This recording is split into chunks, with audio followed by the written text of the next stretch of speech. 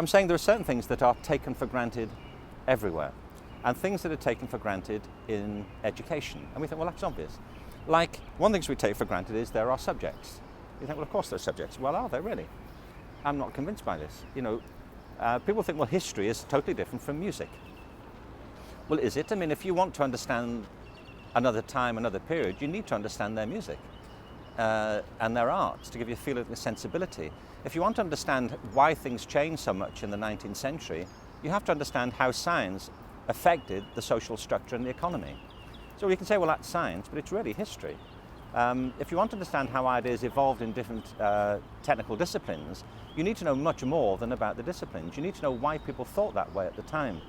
So I'm saying that all these demarcations into subjects are, at very best, they're provisional. And they've taken root in education partly for a different reason, which is that education is made up of institutions. And institutions have to organize things so they can make it happen.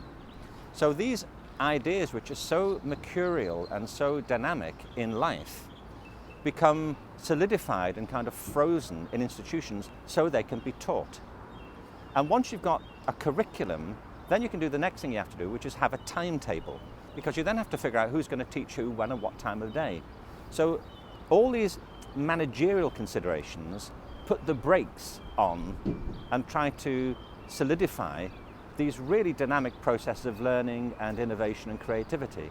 And that's a big piece of the problem. And then you layer on top of that this national obsession with standardized testing. And suddenly this process that's meant to wake people up and give them access to their deepest thoughts and their highest aspirations sends them to sleep and bores them, and they become agitated and fall out of it. So I'm saying we have to reinvent education from the beginning. When people say get back to basics, I think we should. But we should go right back and say, what's all this for now? And if we know anything, the future will not be like the present or the past. This needs a revolution.